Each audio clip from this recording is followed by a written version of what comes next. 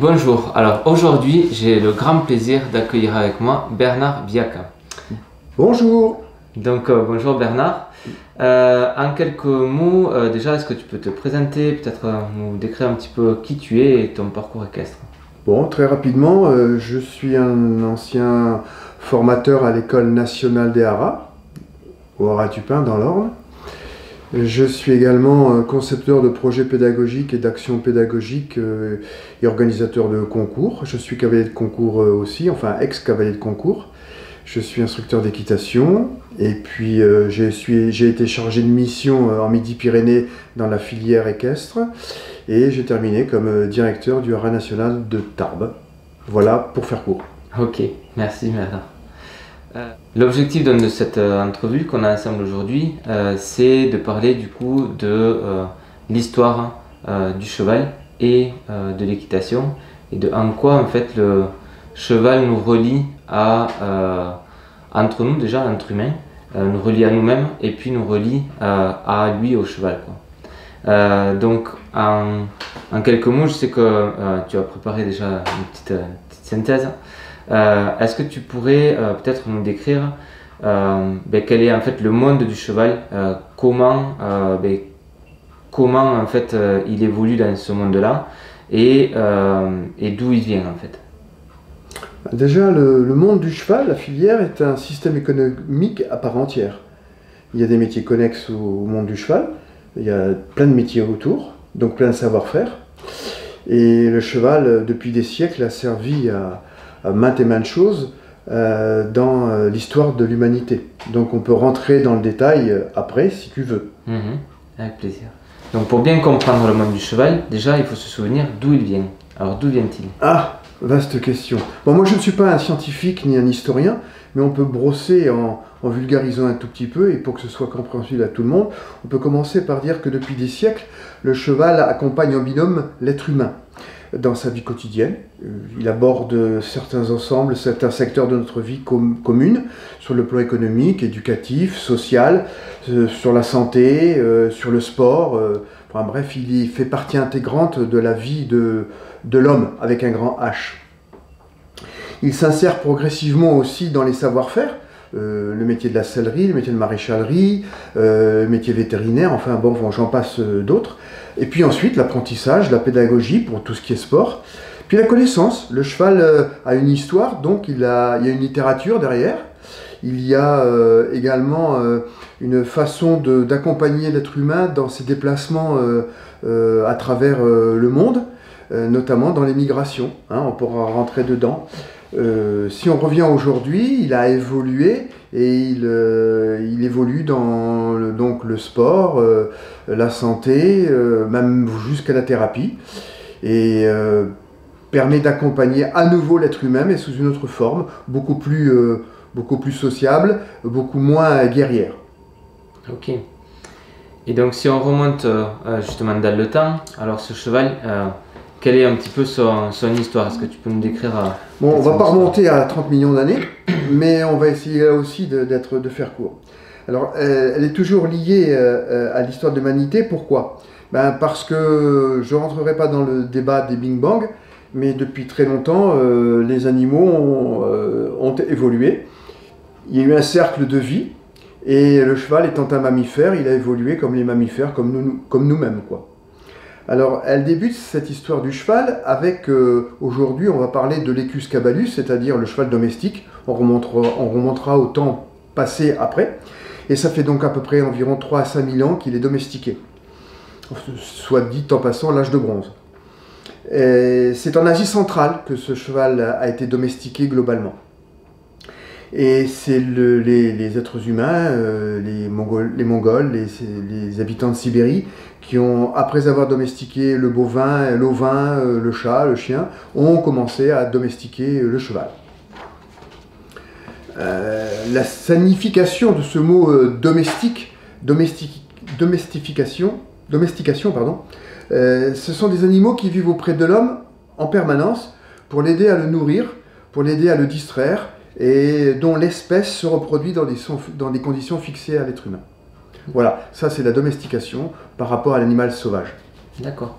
Et alors avant, à quoi il ressemblait ce ce mammifère terrestre? Bon, alors, on pourrait avoir des dessins, on en aura des dessins, des schémas, mais il ressemblait allez, on peut dire à un petit renard dans les marécages, pas très grand.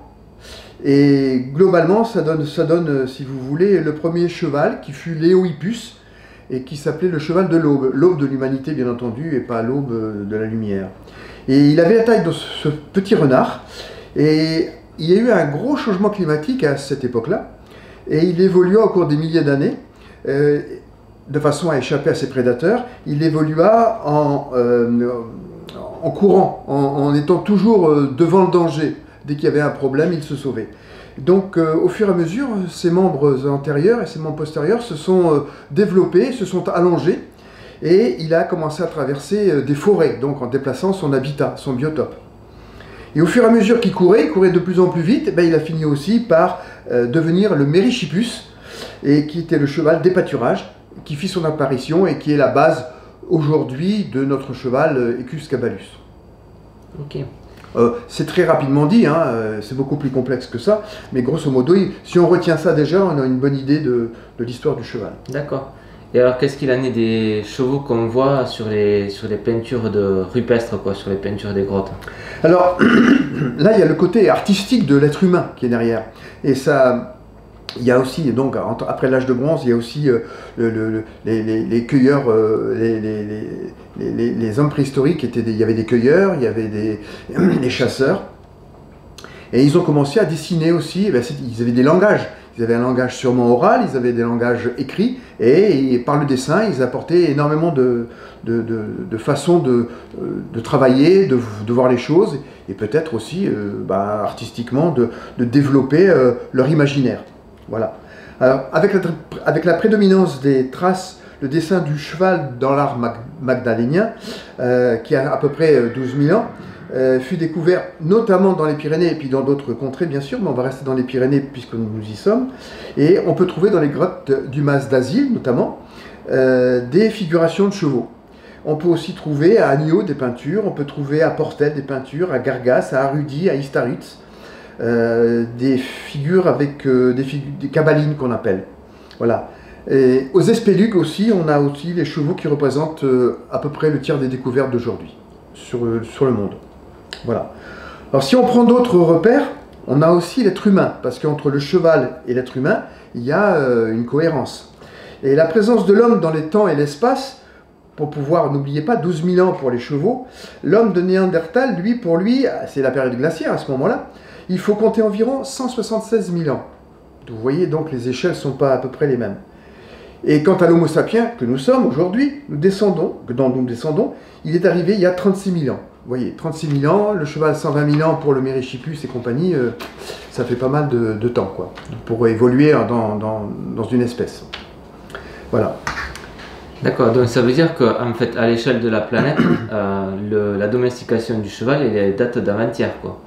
Oui, voilà, on peut dire ça. Je ne sais plus quel scientifique avait dit, sur 365 jours de l'année, pratiquement l'être humain, et donc à peu près, à peu de choses près, les mammifères et le cheval, arrivent pratiquement le 365e jour voilà, au mois de janvier, au mois de décembre, je crois, un truc comme ça. D'accord. Donc à l'échelle de l'être humain, voilà. À 23 heures. Voilà, voilà, c'est une approximation, mais c'est pour dire que c'est difficile de l'estimer dans l'espace et le temps, quoi. Ok. Et donc par rapport à ce cheval, est-ce que tu peux peut-être nous parler de son évolution, en fait, comment il a évolué pour arriver jusqu'aux races actuelles, en fait, qu'on a aujourd'hui? Oh bon, alors les choses, vous allez bien comprendre que ces choses sont exactement pareilles que pour l'être humain. En matière de génétique, le cheval s'adapte aux différentes évolutions de son environnement, et si on ne perd pas de vue que l'espèce peut disparaître éventuellement, ou bien évoluer, bien entendu, en s'adaptant, elle évolue quand? Quand son habitat change, quand le climat se modifie, quand la végétation qui le nourrit pour les animaux bouge, il disparaît ou réapparaît selon les époques glaciaires ou pas. Et donc en fait l'animal il s'adapte, il évolue génétiquement en fonction de son biotope en clair, si on peut résumer ça. De son biotope, de son utilisation et des croisements ensuite entre races, parce qu'à un moment donné, les différentes races, ou pseudo-races, puisqu'on n'appelait pas ça les races à l'époque, mais des espèces, arrivaient à se croiser les uns les autres génétiquement. Donc voilà, il est très difficile de faire une vulgarisation dans cet espace que je vous ai donné tout à l'heure. D'accord, ok.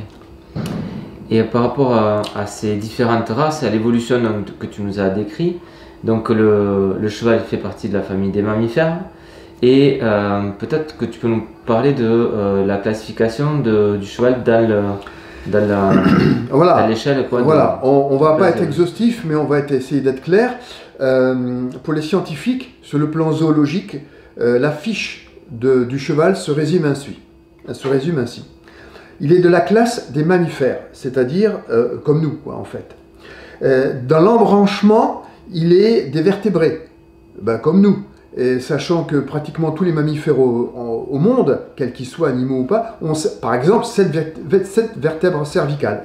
L'ordre, c'est un périssodactyle, c'est-à-dire que le nombre impair de doigts du corps est supporté par un doigt médian. Et il marche comme ça, sur son doigt. Et c'est un ongulé dans le sous-ordre, parce qu'en fait, il est sur le sabot étant de la kératine pure, c'est-à-dire la même conception que notre ongle ou que nos cheveux, pour ceux qui en ont. Il est de la famille des équidés. Il est du genre de l'espèce, là on arrive à l'espèce Cabalus, c'est-à-dire cheval domestique, et ensuite il y a l'Equus asinus, etc. Voilà, il y a toute une série, alors on ne rentre pas dans le détail parce que ce serait un peu soporifique. Ok. Et donc si je comprends bien, on a plusieurs points communs en fait avec le cheval. C'est-à-dire que nous aussi on fait partie de mammifères. Et quel est le lien alors qui nous réunit? Il y a un lien que tout le monde peut essayer pas de deviner, mais d'observer. C'est que déjà, si on faisait une anatomie comparée avec un cheval à 4 pattes, et nous, bipèdes, on se met à 4 pattes, on verrait par transparence qu'on a pratiquement la même ossification. Je dis pratiquement. Lui, il n'a pas de clavicule, nous on en a, les petits détails de ce genre, mais il n'y en a pas beaucoup. Et que lui, il marche sur un doigt, alors que nous, on marche sur les mains. Bon, voilà. Mais ça s'appelle aussi métacarpe et métatarse. Ça change rien. Et le fonctionnement biomécanique du cheval est à peu près le même que le nôtre. On a besoin de nos hanches et de nos rayons pour pouvoir avancer, courir. Le cheval, pareil. D'accord. Voilà. Okay. Après, on peut rentrer dans des détails plus précis. Par contre, physiologiquement, c'est un herbivore, c'est pas un omnivore. D'accord. Voilà. Et au niveau, peut-être tu peux nous parler de ça, au niveau de la structure de son cerveau, quelle est la structure de son cerveau par rapport au nôtre? Est-ce qu'il y a des similarités? Est-ce qu'il y a des différences par rapport à ça? Disons que le cheval comme nous, il a des émotions. Okay. Il peut avoir ce que nous aujourd'hui on appelle du stress, de l'anxiété. Il peut avoir aussi des effets de souffrance. Il ne le dit pas, il ne parle pas, mais il a un langage. Il suffit de l'observer. Il suffit de voir des exemples très très simples, les oreilles, la queue, les flancs, la façon dont il vous regarde, les yeux, s'il a mangé, pas mangé, enfin bref, il a des signes. Ça c'est important et il faut être très observateur et bien connaître ces animaux pour voir comment il évolue de jour en jour, et c'est là, ce sont des petits signes qui nous donnent des détails sur son état d'esprit au sens large du terme, état d'esprit. Et le cheval aussi peut nous apporter une intelligence parce qu'il a une mémoire qui n'est pas la même que la nôtre. Bon, d'accord, il n'a peut-être pas la faculté de raisonnement que nous pouvons avoir et la réflexion qu'on appelle l'intelligence humaine, mais il a une forme d'intelligence. Et si un jour il refuse de venir ou il veut se défendre ou quoi, c'est son intelligence qui lui dit attention, il y a quelque chose.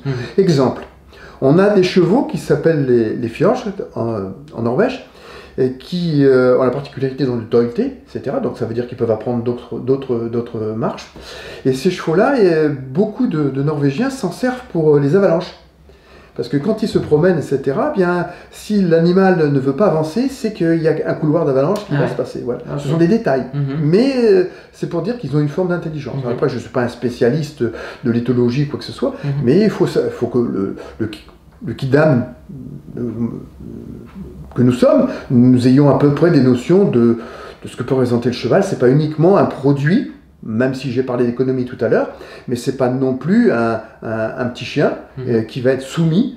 C'est un animal qui a une certaine indépendance, un besoin de liberté, et qui a besoin de comprendre l'autre, d'être en confiance avec l'autre. Et il échange avec nous finalement, mais de manière différente. Ok, tout à fait.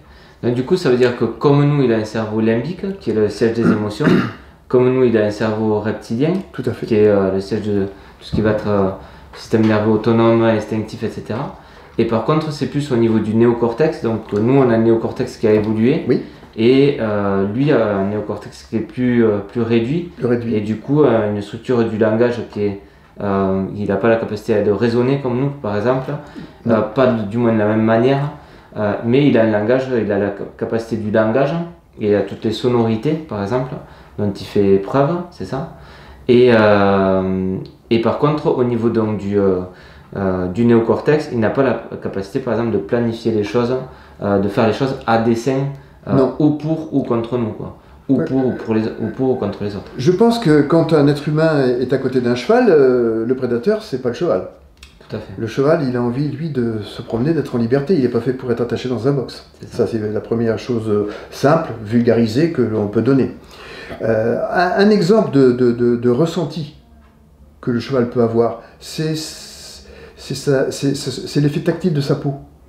Dès que vous touchez un peu la peau, il vibre. Les vibrisses pour pouvoir manger. Tout ça, ce sont des signes qui le rendent un petit peu, qui rendent palpable son environnement.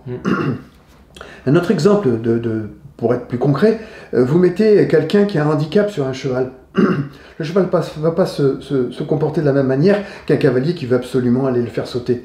Si vous restez à côté, etc., le cheval va arriver à une placidité.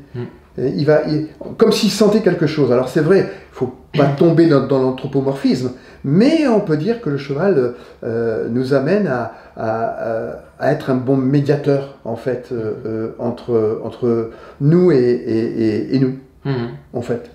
En fait, est-ce qu'on pourrait dire que le cheval a une grande intelligence émotionnelle et pas une intelligence intellectuelle comme on pourrait...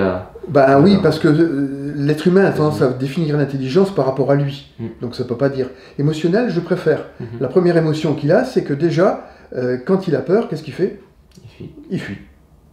Et là, qu'il soit dressé ou pas dressé, s'il a peur, il fuit. Bon, voilà, c'est une émotion. Il peut être en colère. Il peut, si c'est un mâle qui était au moment de la saison des amours, etc., de saillie, etc., eh bien, il va avoir un comportement ou de colère ou d'émotion aussi par rapport à la jument, mais c'est pas la même que les nôtres. De jalousie, par exemple. Bien sûr. Mais on peut aller très très loin. Quoi. Après, attention, la limite, elle est pas d'anthropomorphisme. Si vous avez froid, le cheval n'a pas forcément froid. C'est un exemple concret, facile. Et justement, qu'est-ce que c'est l'anthropomorphisme alors ? C'est vouloir d'essayer d'identifier un animal à soi-même par rapport à notre ressenti. Okay. Voilà. Essayer de penser qu'il pense comme nous, ou que, exemple, j'ai froid, donc le cheval a froid. Je vais lui mettre une couverture parce qu'il a froid. C'est pas évident, quoi. C'est pas évident. Ce sont des choses simples, mais c'est ça, pour expliquer. Il faut essayer de ça, il ne faut pas rentrer. Après, si on veut approfondir, effectivement, il y a des documents qui nous permettent, des articles, des gens spécialisés dans l'éthologie, dans le reste, pour aller fouiller un petit peu plus le fondement de l'animal. Là, si déjà, nous, grand public, on arrive à comprendre ça, déjà, on aura une relation autre avec son cheval. On n'est pas là que pour le monter, que pour se faire plaisir. Le plaisir doit être réciproque. Tout à fait. Du coup, en synthèse, est-ce que tu peux peut-être nous résumer un petit peu ce qu'on a vu jusque-là, nous parler des fondamentaux de ce qui constitue une race aussi. Alors, là aussi, on va essayer d'être très, très concret. En zoologie, aujourd'hui, on se base sur 3 critères fondamentaux qui portent sur les races des chevaux. Le premier critère, c'est le format. Le deuxième critère, c'est la spécialisation de l'animal, du cheval. La troisième, c'est son aire géographique. Avec ces 3 critères fondamentaux, on a une race qui se développe ou se développe pas, ou disparaît, ou évolue. Voilà, c'est les 3 critères de base qui sont relativement objectifs. Voilà.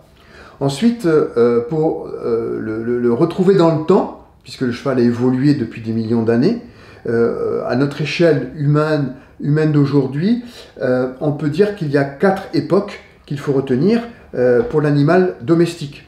C'est la préhistoire, l'Antiquité, le Moyen-Âge et les temps modernes. Les temps modernes, sachant que les temps modernes ont commencé à peu près à la Renaissance. Ok. Au XXIe siècle, on est encore dans les temps modernes, qu'on pourrait appeler contemporains aujourd'hui, effectivement. Alors après, les choses ont... C'est comme si on faisait une courbe de Gauss, on pourrait dire que le cheval a évolué doucement, et puis tout d'un coup, il a évolué très rapidement, parce que des progrès ont été faits en sciences, des progrès ont été faits... et puis l'être humain a évolué aussi, et lui-même s'est développé dans son cerveau. Le cerveau humain du néandertalien n'est pas le même cerveau humain de l'homme du XXe siècle. Homme avec un grand H, je précise. D'accord. Voilà. Ça veut dire que les chevaux et les races de chevaux se sont constituées au fur et à mesure du temps et de leur utilisation en fait par l'homme, quoi. Et de leur adaptation à leur environnement. Là aussi, on peut partir sur 3 critères: l'espace, le temps et la fonction. Ok. C'est-à-dire ce qu'on appellerait aujourd'hui l'offre et la demande. C'est ça. Tout à fait. Ok. Donc si on revient au temps moderne, quoi, Oui. donc là où on en est maintenant, quel est d'après toi le chemin vers lequel nous guide le cheval aujourd'hui? Comment, en fait, qu'est-ce qu'il peut nous apporter dans notre parcours de vie à l'heure actuelle? Si on revient à l'être humain, enfin à l'humain, il s'est construit bien sûr par le savoir-faire, par la technique, par plein de choses, mais il s'est construit aussi grâce à des connaissances qu'il a héritées de ses ancêtres. Parce qu'il y a ce qu'on appelle la mémoire orale, et puis la mémoire écrite. Et les écrits ont permis de savoir d'où on venait, comment les gens avaient évolué, avec quoi ils avaient évolué, et avoir des significations de ce qui se passe aujourd'hui. Alors je vais vous donner un exemple de littérature équestre qui nous permet de rester dans le domaine du cheval, pour mieux le comprendre, puisqu'on vient de voir la technique, on vient de voir les races, etc. Il y a quelques traces, alors en dehors bien sûr des gravures dans les grottes, le plus ancien traité d'équitation au monde date du temps de Ramsès II, donc c'est le 15e siècle avant Jésus-Christ. Et il fut découvert sur des tablettes d'argile de 15 par 30 cm, que l'on pourrait aujourd'hui dire que c'était les tablettes informatiques de cette période. Donc, alors ensuite c'est un dénommé Kikuli, qui était un militaire, guerrier bien sûr, et maître écuyer du peuple hittite, que je trouve du côté de la Mésopotamie là-bas, sur le plateau d'Anatolie, qui a écrit dans son traité, en fait le titre c'est « Comment éduquer un cheval et son cavalier ». Tout ça, c'était des hiéroglyphes, ça a été traduit bien entendu. Le cheval, pour les Hittites, est un des seuls moyens de survie au combat et de victoire sur les envahisseurs, puisque les gens ne restaient pas sur place, ils n'étaient pas sédentaires, ils bougeaient tout le temps. Parce que le climat, parce que les pâturages, parce qu'il y avait des tas de critères qui faisaient qu'ils n'étaient pas sédentaires. Et donc, à partir de ce moment-là, il commence à jouer un rôle domestique, pour tirer la charrue, pour transporter, etc. Mais il a aussi un rôle religieux, puisque les gens arrivent de pays différents, de traditions différentes, de cultures différentes, et de religions différentes, bien entendu. Et bien entendu, guerrière. Le cheval a évolué aussi grâce aux différentes techniques de combat, qui a donné ensuite la chevalerie, la cavalerie, les charges. 10 siècles après, donc on va sauter un tout petit peu, dans la Grèce antique, l'équitation n'est pas un sport, mais est un moyen d'éducation qui était très important et qui développait certaines vertus, à savoir, un exemple, Xénophon, qui est un philosophe grec, qui a écrit, du reste je vous recommande de le lire, qui s'appelle l'Hippiatre. Il est toujours valable aujourd'hui, bien sûr il faut l'adapter. Et l'Hippiatre, dans lequel on peut trouver un recueil sur le cheval qui nous dit: le cheval est un maître non seulement pour le corps, mais aussi pour l'esprit. À vous de réfléchir un petit peu à ça, déjà à cette époque-là. Il y a un autre philosophe grec, perse, qui nous dit, il s'appelle Hérodote. Il nous dit que de 5 à 20 ans, on apprend aux jeunes Perses à monter à cheval pour une seule chose, apprendre à dire la vérité. Bien entendu, c'est philosophique. C'était l'équi-coaching avec l'équi-coaching. Tout à fait. Voilà, exactement. C'est vrai ça. Voilà, c'est une bonne remarque. J'adhère complètement. Et oui, c'est 100%. Hein. Oui, c'est tout à fait ça. Donc, on n'invente jamais rien. On fait évoluer les choses. Les Romains, eux, qui étaient beaucoup plus proches de nous, ont écrit, au niveau temps bien sûr, le cheval nous enseigne à mieux habiter notre corps, à prendre confiance en nous, à arrêter de nous mentir, et il nous apprend à regarder au-delà de l'obstacle. On n'est pas dedans avec ces 3 termes. Hyper contemporain, bah, c'est ça. On est dedans. Carrément. Et les Romains, bon, bien sûr, ils avaient le même cerveau, mais ils n'avaient pas développé plein de choses qu'on a développées aujourd'hui. Donc ça veut dire qu'il y a des bases fondamentales, et même titre que la zoologie a des bases fondamentales, pour nous, de relations, de complicité avec le cheval depuis des millénaires. Fabuleux. Ok. On peut continuer encore beaucoup plus près de nous pour être... pour savoir qu'on a George Sand, qui est une écrivaine, et Gustave Flaubert aussi, et qui nous rapporte que de parcourir la campagne à cheval et de rentrer complètement fourbu, fatigué, contribue à la suppression des douleurs ou de leur petite psychose. Voilà, ils se lavaient le cerveau en faisant des grandes chevauchées. Et nous, quand on monte à cheval, qu'est-ce qu'on fait? On prend plaisir à monter à cheval. On vient pour se laver le cerveau, pour sortir de son quotidien. Bien sûr, pour pratiquer un sport aujourd'hui, parce qu'on a développé un sport, mais aussi pour avoir un autre univers. Et là, c'est notre imaginaire qui marche. Trouver une certaine source de bien-être. Chacun, entre guillemets, sa thérapie. Au sens large du terme. Bon, on a aussi d'autres exemples, et tout le monde a entendu parler du cheval de Troie. Tout le monde a entendu parler du cheval Pégase, qui est un cheval ailé de la mythologie. On a aussi, de manière contemporaine, écrit des livres sur le cheval. Crin Blanc, Flicka, La Rocinante de Don Quichotte. On a en matière de religion, par exemple, tout le monde ne le sait pas, mais El Burak était le cheval de Mahomet. Il lui permit de s'élever au 7e ciel, d'après la religion. Ça veut dire que les êtres humains se sont servis du cheval de manière mystique, de manière mythologique, de manière dans leur imaginaire. Voilà, ils se sont identifiés, ils ont essayé de chanter leur handicap, puisqu'on a tous dans notre progression des petits handicaps, et on essaye de les gommer. Eh bien, le cheval peut être à nouveau un médiateur, un atout, je ne dis pas un outil, parce que c'est matériel, mais un allié, un auxiliaire, aujourd'hui on dirait un auxiliaire de vie. Ce qui est amusant, j'allais dire, dans ce que tu évoques là, c'est qu'à une époque donc plus éloignée, assez éloignée de la nôtre, quoi, et dans laquelle il y avait beaucoup de guerres et beaucoup d'utilisation du cheval en tant qu'animal de labeur, quoi, que ce soit pour faire la guerre ou pour s'en servir pour tirer la charrette ou pour les travaux des champs, etc.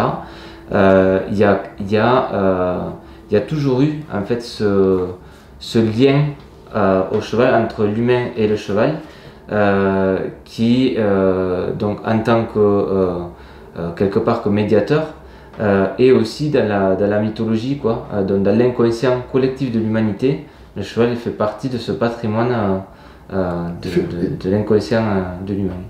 Il n'est pas entièrement à part. Il est à part entière. Ce que tu nous évoques là, c'est le fait que le cheval en fait a toujours fait partie du patrimoine culturel humain et a toujours été en lien en fait avec l'humain, autant d'un point de vue physique, quoi, comme animal pour faire la guerre, pour faire des conquêtes, pour aussi se nourrir et travailler dans les champs, et aussi un animal très inspirant pour l'humain, axé, donc, où tu viens d'évoquer, sur la partie mythologique, etc. Et donc par rapport à ça, c'est très intéressant parce que cet apport que tu nous fais, à la fois historique et à la fois très très moderne, quoi, en fait. Oui, et la modernité, elle existe encore aujourd'hui, puisque dans ce que tu viens de dire, si on prend un exemple, on a Saint-Georges, qui est bien le patron des cavaliers. On a bien Saint-Éloi, qui est le patron des maréchaux. Et je n'y vois pas une identité que religieuse, puisque vous avez El Burak, le cheval de Mahomet, qui a amené au 7e siècle. Donc chacun a un miroir devant lui, un imaginaire, et une façon d'être complice avec un compagnon depuis des millénaires. Donc quelque part, on reprend les dessins des chevaux dans les grottes, on reprend Saint-Michel, on reprend tout ça, on s'aperçoit que le cheval est partout, partout. Et aujourd'hui, à notre époque, et aujourd'hui, au XXIe siècle, il faut qu'il continue à être partout et trouver des débouchés qui vont le sortir de ces aspects guerriers, de ces aspects... sauf une chose, quand je dis guerrier, c'est pour les invasions, c'est pour la conquête de quelque chose. Mais on peut lui garder son aspect, entre guillemets, guerrier, pour imposer une rigueur, une discipline. Exemple, on se sert du cheval dans la police municipale, dans la police... C'est pas pour faire de la coercition, c'est pour uniquement faire de la prévention. Mais le cheval impose. Alors au lieu de se servir de l'ego de l'être humain, monter sur un cheval dominant avec le pouvoir, on monte sur un cheval simplement pour se rapprocher des gens, parce que les gens à pied vont venir caresser le cheval. Et donc là, on a un apaisement des relations humaines. Et là, on a à nouveau une relation de complicité, même si on n'est pas cavalier. Première chose qu'un être humain va voir quand un cheval, quand vous vous rapprochez d'un cheval, il veut le caresser. Et même s'il est anxieux, c'est au cavalier à l'amener doucement, à lui dire « mais vous ne risquez rien ». Voilà, c'est un exemple. C'est vrai qu'il y a un attrait instinctif quasiment de l'humain vers le cheval. Tu l'as dit, c'est un patrimoine. Alors c'est un patrimoine vivant, mais c'est un patrimoine. Mais c'est un patrimoine aussi génétique. Donc on a plein de cohérence avec tout ça. Et on va même plus loin.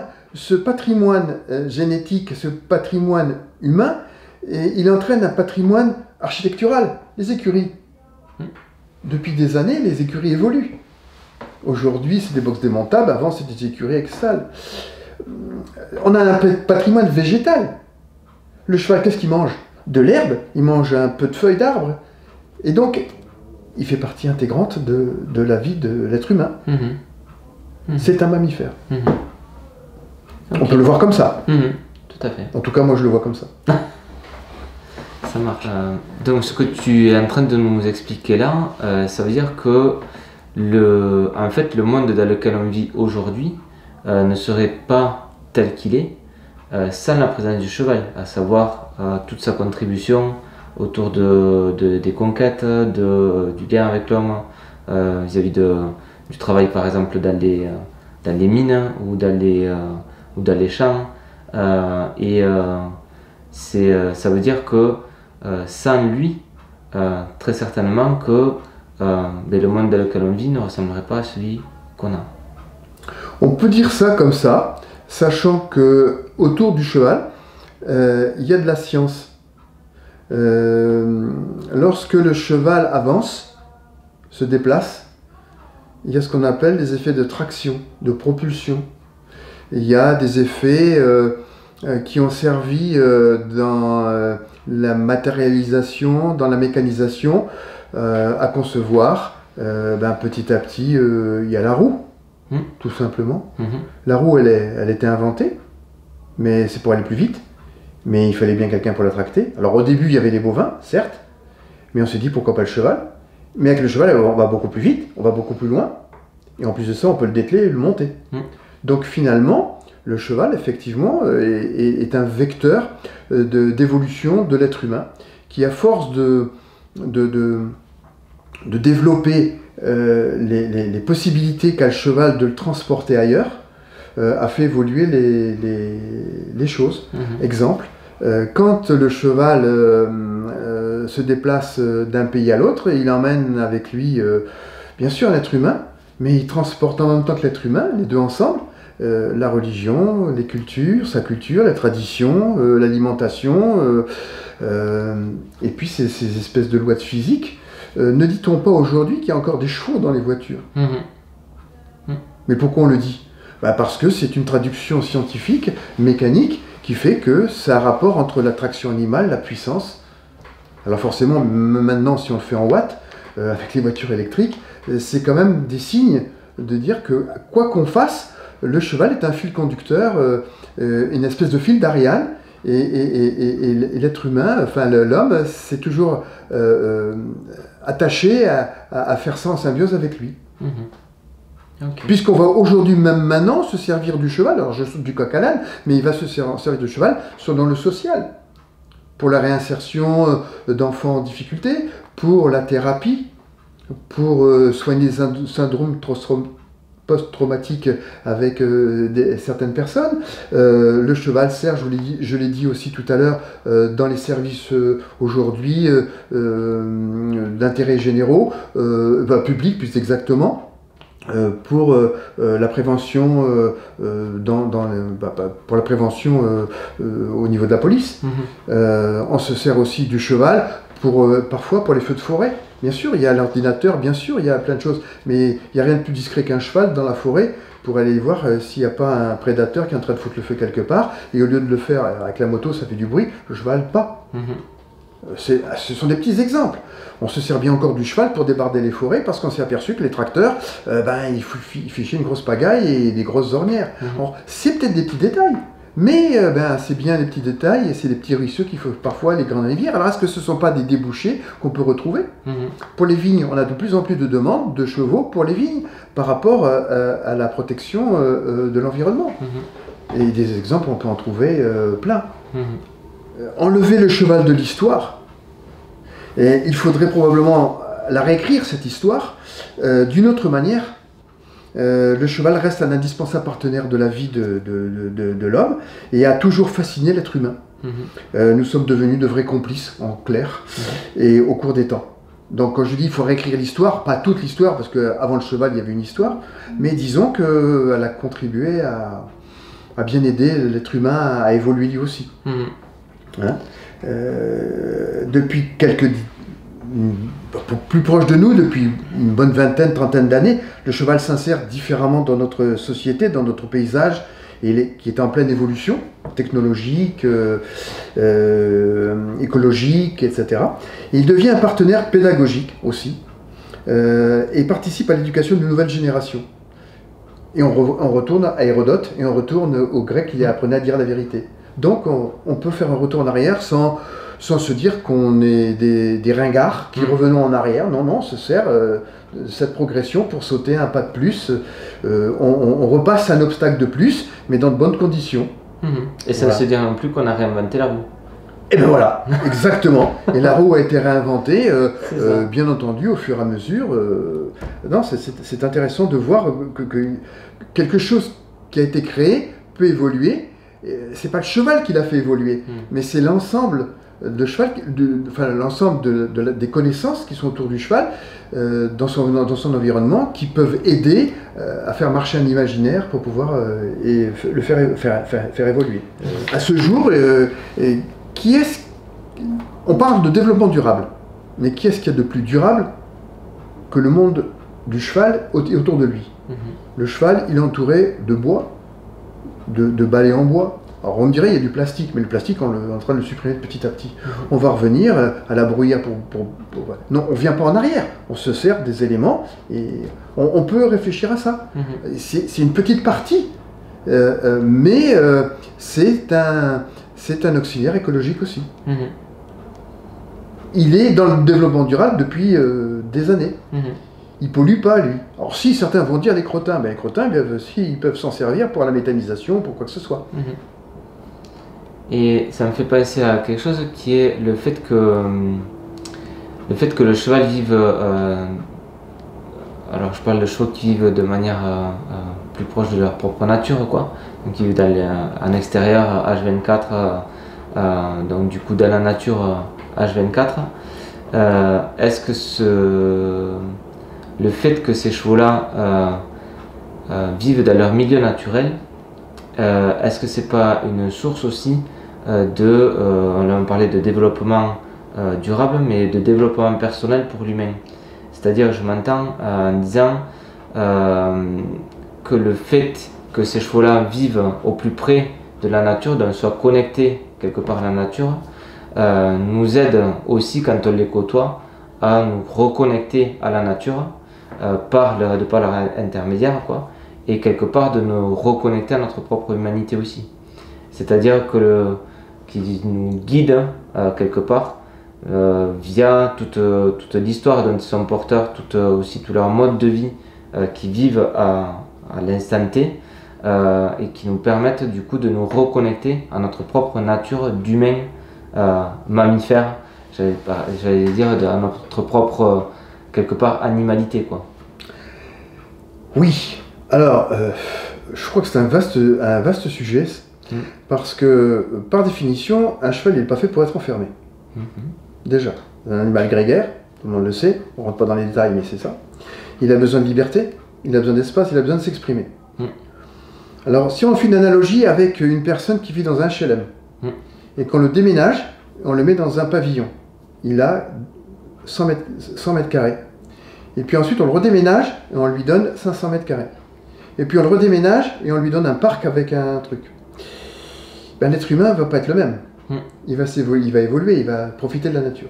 Alors sans faire une comparaison, le cheval, il était dehors, mais il était dehors où?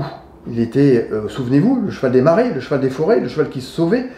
Et puis, si on revient aujourd'hui, le cheval en Camargue, le cheval dans la baie de Somme, ils sont en liberté en permanence. Donc c'est une question d'espace.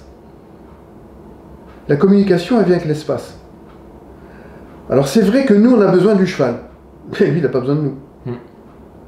Donc pour pouvoir faire en sorte d'avoir des relations, il faut lui donner, et tu viens de le définir, un espace plus grand. Mais est-ce pour autant qu'il va retrouver sa liberté? Non, il ne l'aura jamais, parce que génétiquement, depuis des milliers d'années, il s'est réadapté à l'homme. Il a perdu une part de sauvage. Voilà. Et c'est même plus un cheval féral, c'est un... Bon, si on pouvait le dire liberté, mais il reste quand même avec une génétique qui a été modifiée. On ne peut pas le nier. Donc on peut espérer que cette génétique n'évoluera pas trop négativement pour ne pas devenir un animal de compagnie. Mais il faut lui laisser cette part, et c'est vrai que à défaut d'autres espaces, c'est mieux pour lui d'avoir le plus grand espace extérieur et une éducation qui puisse nous permettre de le rattraper. Tout à fait. Voilà. Donc le cheval, plus on peut le mettre en liberté, mieux c'est. Et moins on aura de psychose, de névrose, qu'on peut retrouver, des tics autres que le cheval peut avoir dans un box, mental ou physique. Effectivement, ça peut devenir un miroir. Mais là, attention, miroir, attention, limite anthropomorphie. Le miroir, ok, mais gérons ce miroir. C'est ça. Hein? Un miroir sous la forme d'un cheval. Voilà. Un petit peu, ça. Voilà. Disons que c'est un miroir comme métaphore, comme l'anatomie comparée. C'est ça. C'est-à-dire, il ne nous ressemble pas vraiment, donc c'est pas... mais c'est un miroir, notamment, peut-être, oui, pour mentalement. Parce qu'en l'observant bien, on va découvrir comment il est aujourd'hui, ce qu'on a dit tout à l'heure, quoi, en fait, comment il se porte. Mais c'est une question d'observation. C'est prendre du recul dessus, le regarder, l'observer. C'est la base de l'éthologie, en fait. Tout à fait. Observer la nature, noter, voir l'évolution, combien de temps il mange, combien de temps il fait ça, et puis petit à petit, du comportement et autres. Ne cherchons pas simplement à l'assouvir. Voilà. Après, comme chez les humains, il y a des chevaux caractériels, il y a des chevaux qui génétiquement sont près du sang, il y a des tas de paramètres que l'être humain n'est pas toujours capable de maîtriser. Et c'est pour ça que parfois on trouve des chevaux qui sont violents, parce qu'ils ont été mal éduqués, parce que leur capacité dépasse celle des connaissances de la personne qu'ils ont, parce que les gens ont mis trop d'affect derrière le cheval, enfin sur le cheval. C'est un peu le défaut de notre société. Alors l'affect, il en faut, il n'y en avait pas du tout avant chez les Hittites. Aujourd'hui, on en a presque trop. Est-ce qu'on peut trouver un équilibre là-dessus, où l'affect, c'est simplement une façon de rester en contact avec le cheval, et puis c'est pas la peine de rajouter des tartines de confiture d'affect. Et qu'est-ce que tu entends par affect? Alors l'affect, bon, je suis pas un psychologue, mais l'affect que moi je peux avoir à un cheval, c'est l'impression immédiate que j'ai d'avoir envie d'être en contact avec lui. On va prendre un autre exemple pour être plus concret. Je rencontre plusieurs personnes dans une foule, je vais peut-être échanger 2-3 choses, où je vois une personne, je vais peut-être, je sais pas pourquoi, me rapprocher d'elle. Je sens qu'elle dégage quelque chose qui est imperceptible. Mais le cheval peut dégager quelque chose. Alors, peut-être que la couleur, ou peut-être que, comme je dis tout à l'heure, son expression m'attire, mais c'est peut-être qu'après je ne retiendrai pas ça. Peut-être que le cheval, c'est pas celui-là, mais je vais être attiré par quelqu'un, par peut-être aussi un geste qu'il a fait, ou peut-être dans un colloque, j'ai vu qu'en discutant qu'il avait une certaine forme de bienveillance. Bien, chez le cheval, il n'y a peut-être pas forcément le même type de bienveillance, mais peut-être que dans le troupeau, il y a une façon de se comporter qui va m'attirer plus parce qu'il correspond à mon tempérament. Et ça, je crois que c'est difficilement définissable. C'est chacun qui a sa façon de se rapprocher de lui. C'est pas pareil que quand on veut acheter un cheval, quand on veut choisir un cheval. Il y a des critères qu'il faut éviter d'être subjectif. Il faut se rapprocher de l'objectivité, donc de ce qu'on a vu tout à l'heure en zoologie. Format, région et utilisation, fonction. Et après, on définit des critères. Et est-ce que ça voudrait dire alors que quand tu choisis un cheval, il faut faire attention au coup de cœur, c'est-à-dire au côté d'être trop dans l'affect? Alors, il faut aller au coup de cœur. C'est ce qu'on vient d'essayer, enfin ce que j'ai essayé de définir, je ne sais pas si j'ai été bien clair. Il faut le coup de cœur, ça c'est sûr. Mais une fois qu'on a le coup de cœur... Mais pas que. Voilà. Il faut se dire, le coup de cœur, je l'ai, j'ai envie d'aller, et maintenant j'investigue. Il faut investiguer un peu plus loin, et le coup de cœur, je le mets dans mon sac à dos. Donc mon affect, je le mets dans mon sac à dos, je me rapproche de lui, et je me dis, attends, je veux un cheval, pourquoi? Pour brouter le gazon? Pour tirer ma voiture? Pour faire ça. Donc déjà, la fonction. Si je suis un collectionneur, je ne vais pas raisonner de la même manière que si je cherche un animal pour tirer la charrue. Donc après, c'est chacun qui voit. Le coup de cœur, bien sûr qu'il le faut. On a un imaginaire, on a une idée. On a aussi un imaginaire à reculons. On a vu un cheval. Tiens, j'ai vu un cheval, quand j'étais en baie de Somme, il y avait un Edson, j'aime bien aimer cette couleur, etc. Bon, ben, va voir les Edson. Mais va pas le chercher. Maintenant, si c'est pas la couleur qui t'a attiré, mais c'est le biotope, ben oui, pourquoi je vais choisir un Mérins plus que faire ça? Et ainsi de suite. Après, je suis un cavalier de concours hippique. Ben, je vais pas aller vers un Shetland, je plaisante. Mais ce coup de cœur, il est là, il est fonction aussi des critères que moi je me suis donnés.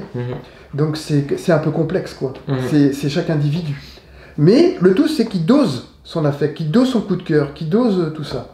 Voilà. Est-ce qu'il arrive à, je dirais entre guillemets, s'auto-évaluer et pas se laisser emporter? C'est comme la passion, en fait. La passion, c'est très bien, une passion. Ça motive. Mais ça peut aussi saccager quelqu'un. Parce que ça peut être aveuglé. On peut être aveuglé par certaines choses parce qu'on cherche une bouée de sauvetage au lieu d'apprendre à nager.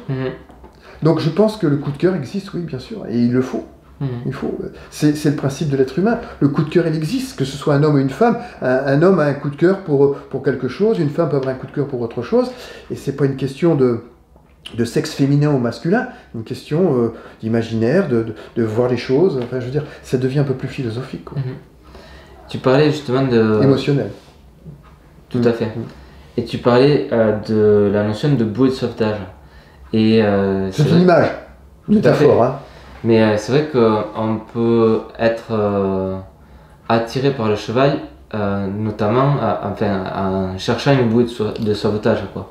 C'est-à-dire en recherchant à lui, quelque part, un individu qui nous protège ou qui ou qui va pallier à notre déficit d'amour peut-être qu'on a, et du coup pouvoir soit lui procurer tout notre amour, ou soit vouloir en recueillir quoi, à la place.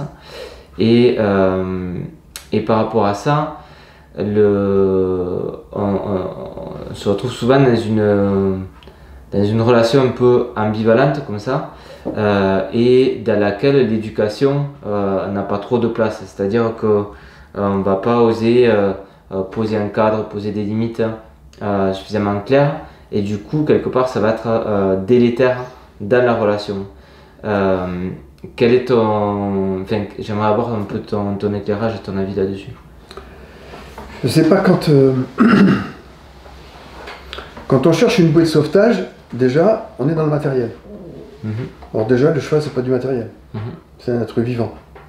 Donc là, l'être humain, il fait appel à son tempérament, son état du moment.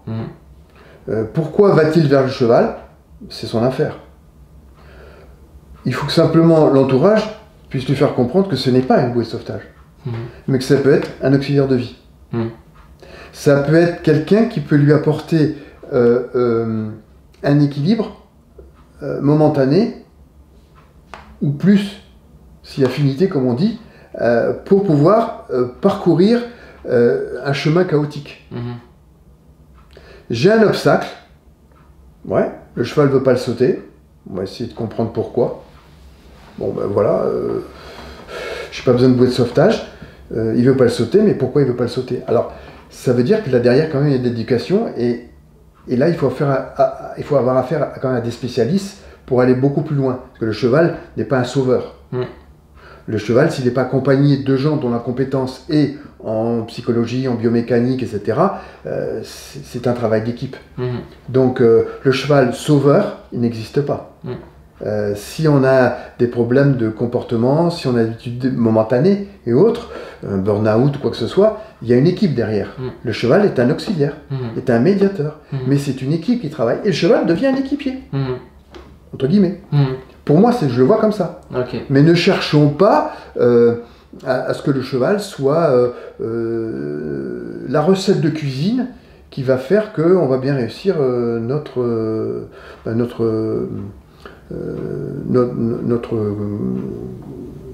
plat, quoi.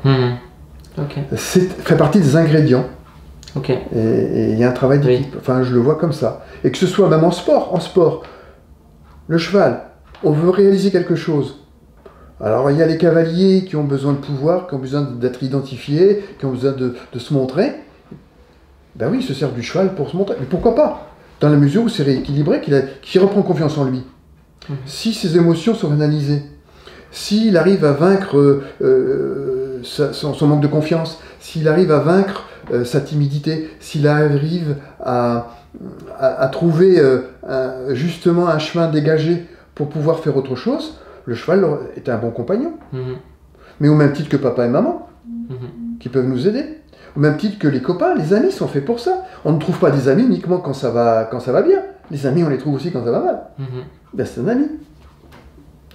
Sans anthropomorphisme aussi. Je le vois comme ça. Faut pas, et c'est aux amis, aux parents et aux enseignants autour de dire attention, là tu t'investis trop. Là, laisse un peu tomber ça et occupe-toi un peu plus du travail. Ben, essaye de mieux comprendre le cheval d'abord, et puis tu verras peut-être qu'à ce moment-là, tu comprendras peut-être plus de choses sur toi. Pas identique, mais voilà. Ouais, le cheval est peureux, violent. Pourquoi? Ben, si toi tu es un peu anxieux ou quoi que ce soit, pourquoi? Ben, peut-être que si tu arrives à te rapprocher du cheval qui est peureux et anxieux, et tu arrives à le caresser, à faire ça, si tu arrives grâce à l'étude de son comportement, ben, tu as gagné sur toi. C'est là où on voit le miroir. Là, je suis d'accord. D'accord. Ben, je ne sais pas si tu vois comme ça. Tout à fait. Et cette notion d'interaction, du coup, avec le cheval, en tant qu'ingrédient de la cuisine et pas de recette, cette éducation, comment faire en sorte de mettre en place une éducation qui soit équilibrée, j'allais dire, pour les parties? Alors ça dépend de la demande. Il y a une demande, et cette demande demande des compétences. Ces compétences demandent des outils. Je dis outils pédagogiques, hein, donc une mallette. La demande, il faut arriver à la cerner. Au même titre que quand tu es à cheval, tu vois un cavalier qui monte et qui s'y prend mal, tu isoles les problématiques et tu essayes de les travailler. Alors, je pense que là, c'est à peu près pareil. C'est que tu vas essayer de comprendre pourquoi il vient au cheval. Pourquoi le cheval est intéressant pour la personne. Sans jouer les psychanalystes, sans jouer les psychologues, chacun son métier. Mais tu vas essayer, en discutant avec, de se dire, bon voilà, qu'est-ce que tu recherches, etc. Voilà. Bon, moi, je sais faire ça, et je peux t'aider dans ça. Et puis si je sais pas, je vais t'envoyer ailleurs, ou je vais faire autre chose. Il faut être humble aussi. Okay. On ne sait pas tout, nous. Et puis on est dans le monde du cheval, on n'est pas dans le monde que la psychologie, ou que la... Voilà, chacun son métier. Même si au cours de nos parcours, on a appris tous ces comportements, ces sociabilités, on a un savoir-faire. Mais à un moment donné, il faut savoir que nous aussi, on doit s'arrêter à un moment donné. Okay. Et puis aller au-delà. Mais ça, c'est pour les cas plus pathologiques. Après, les gens, ils sont à la recherche aussi de reconnaissance. Donc il faut leur apporter la reconnaissance, et de temps en temps, c'est comme quelqu'un qu'on aime bien, il faut lui rentrer dedans. C'est pas pour ça que tu l'aimes pas. C'est ça. Mais il faut le justifier, il faut l'argumenter, il faut le laisser... Et c'est pas facile, parce que personne ne veut de conflit. Ben oui, mais sans jamais de conflit, on n'a pas. Mais il faut pas le chercher, le conflit.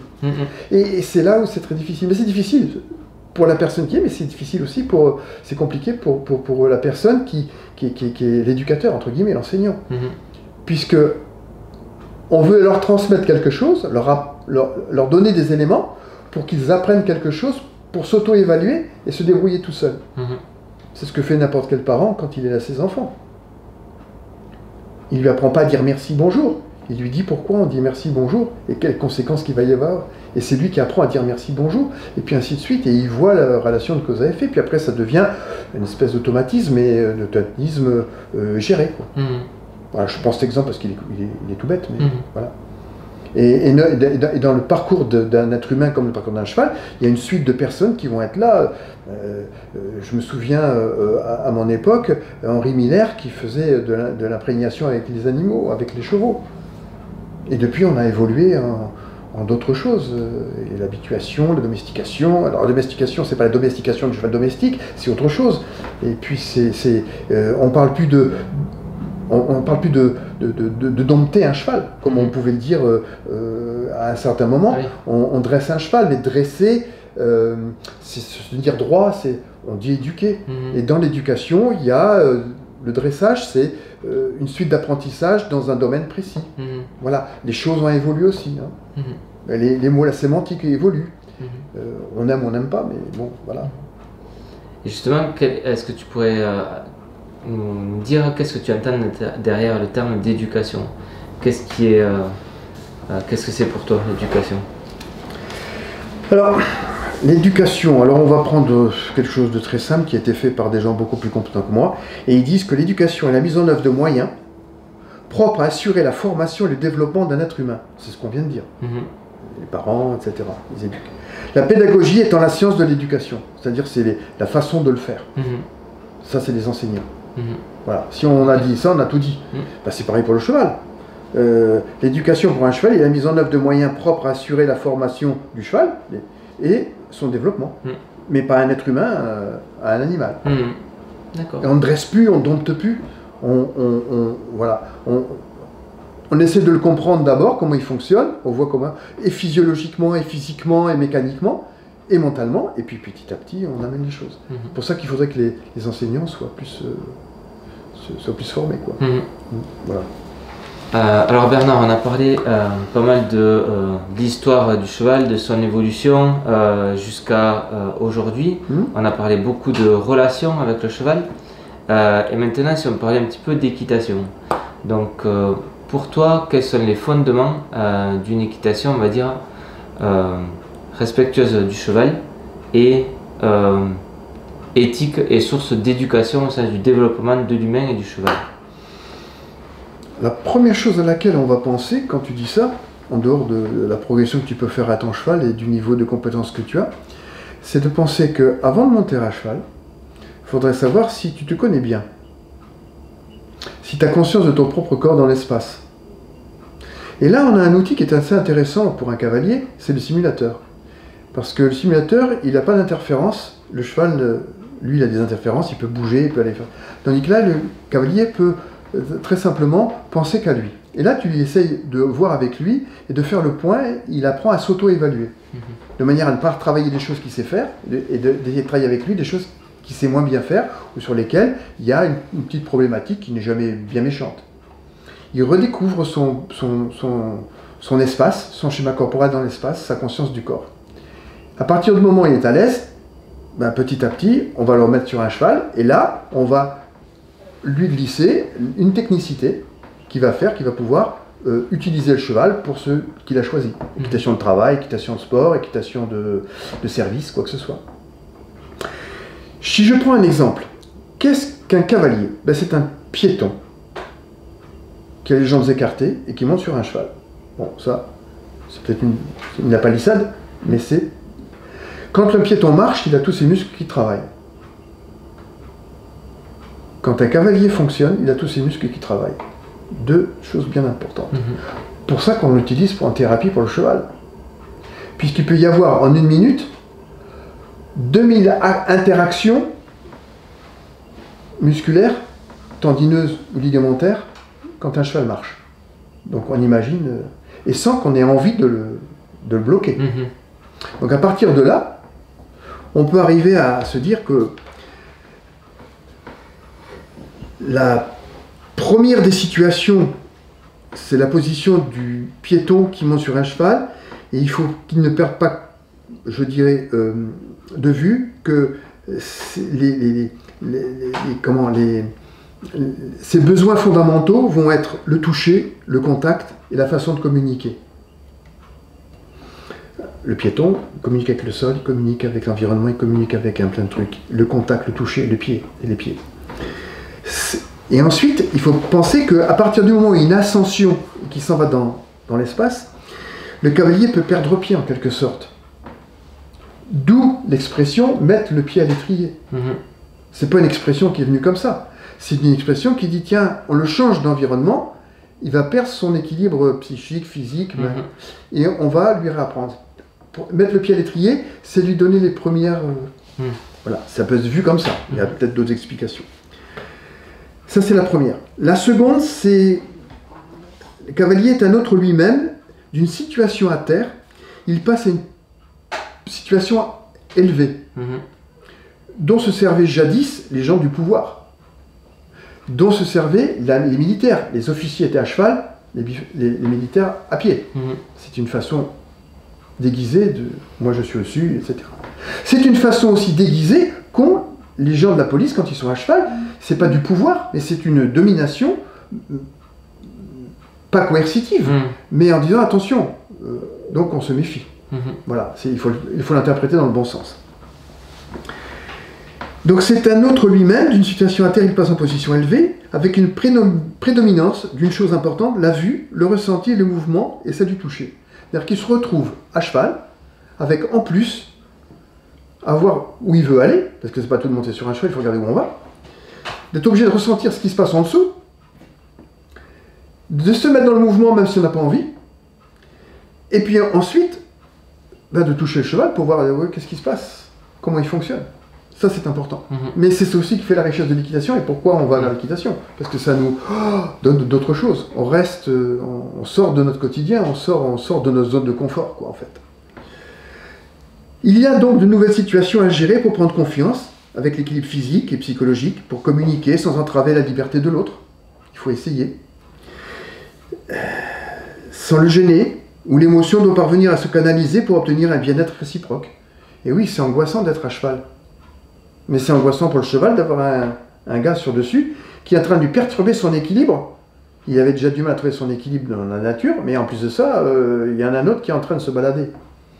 Donc voilà, est-ce que c'est une façon de rentrer en relation avec l'autre, mais différemment des autres. Au même titre que quand on rencontre une personne qu'on ne connaît pas, on va apprendre à se connaître, on va apprendre à faire ça, on ne juge pas. Voilà, on n'est pas d'accord, bon c'est pas grave, on étudie pourquoi et on essaie de trouver un compromis, médiation, à nouveau. Voilà. Et après on peut se servir aussi de personnes extérieures, d'où l'enseignant qui est là pour nous guider. On a besoin de guides, en fait, d'enseignement. L'univers du cheval stimule tous les sens. Les odeurs, le toucher, la vision, l'ouïe. Et il y a à travers toutes les activités qui touchent au cheval un espace-temps qui peut prendre de multiples facettes. Ils se structurent l'un à l'autre. Au fur et à mesure qu'on va avancer ensemble, on va se découvrir. Et effectivement, petit à petit, l'être humain va vouloir prendre le dessus en lui faisant faire ce qu'il a envie de faire. Parce que c'est quand même le but. Mais le tout, c'est d'entraîner l'autre à faire ce qu'il a envie de faire en lui disant « je te suggère d'aller là ». Sans lui imposer, enfin, c'est des images. Donc, je suis à cheval, le cheval a des codes pour partir, au pas, au trot.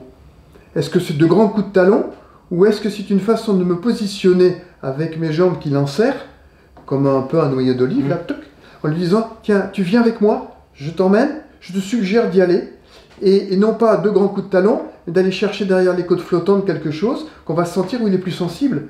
Et là, lui mettre un code qui lui permet de dire quand je fais ça, c'est pour faire ça. Au même titre que lui, il te donne des codes. S'il fait des petits sauts comme ça, attention, dis, tu me gênes là, t'es pas assis sur la 13e dorsale là, et il croupionne, t'es pas bien là. Ou il commence à foyer de la queue, quoi que ce soit, ben t'es pas bien sur mon dos. Il a aussi ces codes qui t'envoient. Est-ce que tu les reçois? Ou est-ce que tu es le cavalier? Oh, ben, le cheval, il est énervé, et puis boum, boum dans la bouche. Non, non, non, non, non, non. La bouche, sacrée. Et c'est même pas la bouche, c'est la commissure des lèvres. La bouche est un ensemble. Moi, mon seul contact, c'est la commissure des lèvres. D'accord? Et le toucher que j'ai avec le cheval, il est pas l'intermédiaire, il est la commissure des lèvres.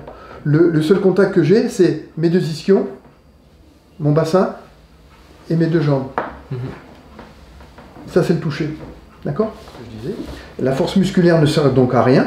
Il faut constamment s'adapter. Le cheval ne juge pas, ses émotions sont à l'état brut, non intellectualisées. C'est une relation directe d'affect à affect. Et là, on revient à l'affect, mais un affect, je dirais, d'émotion. Et pas un affect d'amour inconsidéré qui fait qu'on va oublier tout le reste. S'il n'y a pas d'affect avec quelqu'un avec qui tu discutes, c'est même pas la peine de discuter avec lui. C'est un affect maîtrisé. Le savoir-faire viendra naturellement s'inscrire dans la formation, suivi grâce à nos capacités optimisées de conscience du corps. Voilà. C'est un petit peu comme, on pourrait dire, la sécurité.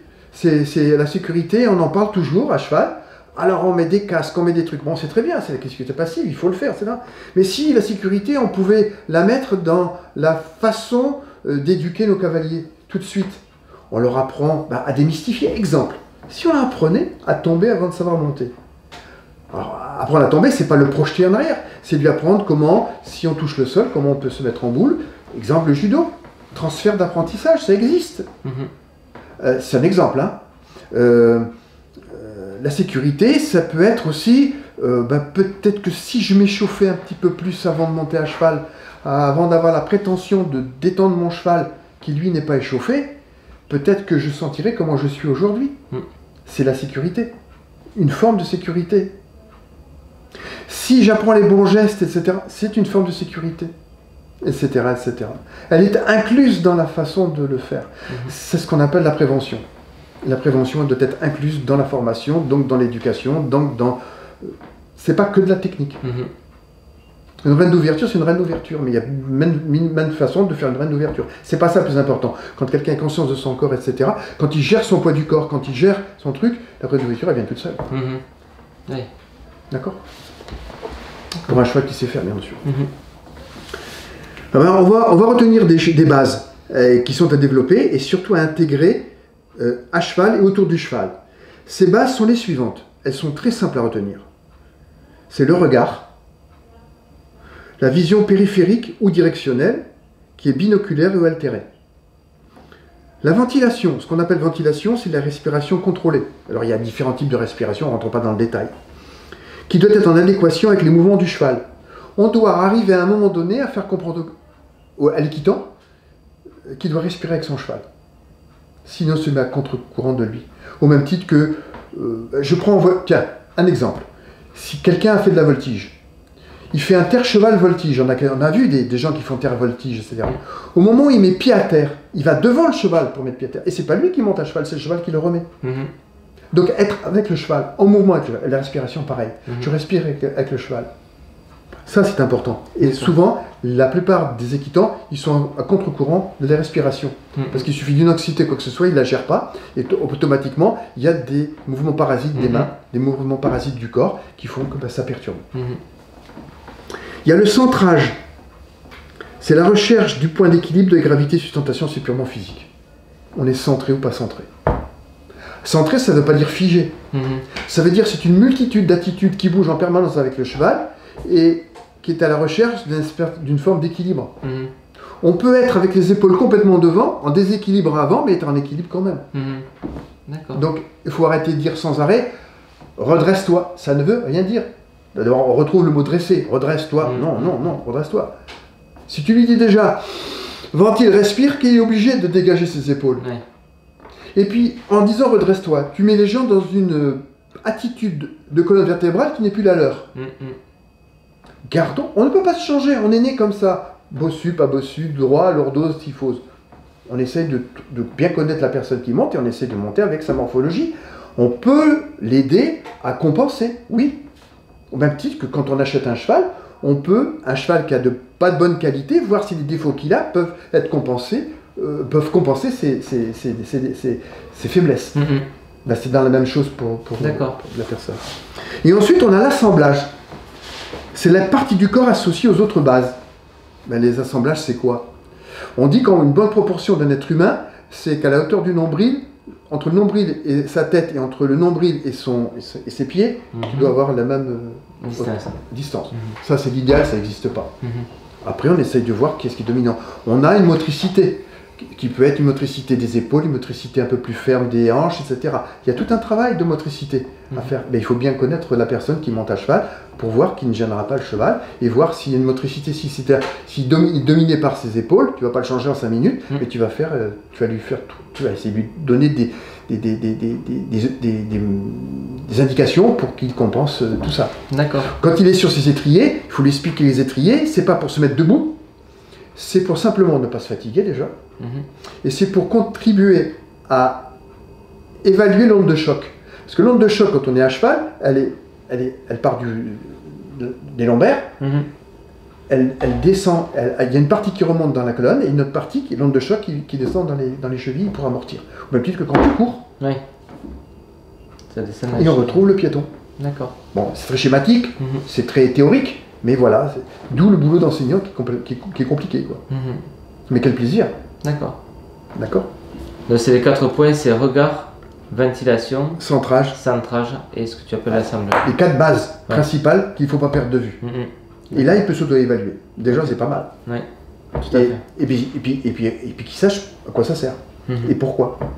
Après, il ne faut pas être obsédé non plus. À un moment donné, ça devient un peu comme un enfant qui démarre. Il y a les réflexes acquis et les réflexes conditionnés. Bon, c'est la même chose. Là, c'est un réflexe qui sera acquis parce qu'il est dans une situation différente. Dans l'espace et le temps, eh bien, il s'est réadapté à ça. D'accord. C'est le principe même des funambules, des gens qui sont dans l'espace, etc. Voilà. Avec la différence, c'est qu'il faut respecter le cheval et ne pas le contrarier. On pourrait, sur le plan kinesthésique et psychologique, les assimiler à une forme d'homologie corporelle et d'harmonie gestuelle. Harmonie gestuelle, je suis avec le cheval. Homologie corporelle, je rentre dans le cheval. C'est-à-dire? Alors, je rentre dans le cheval, homologie corporelle, je me lie à lui, je vais avec lui. Et harmonie gestuelle, c'est-à-dire je fais des gestes élégants comme une danseuse. En harmonie avec lui. En harmonie avec lui, c'est-à-dire que quand il tourne, c'est pas... C'est... J'amorce et puis je dose pour savoir ce que j'ai à faire. Et je fais ici une résistance, je fais attention que cette résistance, elle ne se transforme pas par une résistance de force, mais de résistance de poids, etc. De faire en sorte que mon harmonie gestuelle ne vienne pas contrarier par un effet parasite le déplacement du cheval. D'accord. Tout cela est possible grâce à l'acquisition aux capacités des apprentissages cognitifs qui vont apprendre au cavalier à s'auto-évaluer par le ressenti et la gestion de sa proprioception. Ah, tout ça, ce sont des mots. Oui, voilà, c'est ce que j'allais te dire. Et qu'est-ce qu'on appelle, enfin, qu'appelle-t-on la cognition? Bien sûr, il y a dire cogner, c'est pas ça. Hein. C'est un processus mental par lequel un organisme acquiert la conscience des événements et des objets de son environnement. C'est-à-dire qui englobe les éléments dans la prise de décision. Je suis à cheval. J'ai pris conscience que je suis sur une selle. J'ai pris conscience que je suis sur un cheval. Je suis conscience que j'ai des arbres à droite et à gauche. Et ensuite, les effets cognitifs, ça veut dire que mon cerveau va faire en sorte de se dire je vais passer là, donc je prends une décision, je vais aller à gauche parce que sinon je vais dans l'arbre. Et pour aller à gauche, j'ai raisonné. C'est ça, la cognition. C'est des prises de décision par rapport à ton environnement. Voilà, c'est la prise de décision, le raisonnement, la mémoire, entre autres. C'est un phénomène finalement très complexe qui se fait mais dynamique, qui oriente vers la motricité, la perception et l'émotion. C'est-à-dire la prise de décision, etc., va entraîner une motricité qui va entraîner une prise de décision, qui va entraîner une façon de procéder, un savoir-faire qui va faire que c'est très complexe. Et tout ça dans un minimum de temps. Et d'espace. Ouais. Il y a le feu, je saute. Non, non, saute pas forcément. Après, sachant que la proprioception, c'est quoi? Ça désigne de manière consciente ou non. Des fois c'est inconscient, c'est parce que c'est instinctif. La perception, les capacités de sentir les différentes parties du corps dans l'espace. Cela permettra d'automatiser une réaction à une situation, c'est ce qu'on disait tout à l'heure. C'est-à-dire on finit par avoir des réflexes acquis et on n'a plus besoin d'y penser. C'est-à-dire un cavalier qui est bien, etc. Après, tu n'as plus besoin de lui dire respire ou fais ci ou fais ça.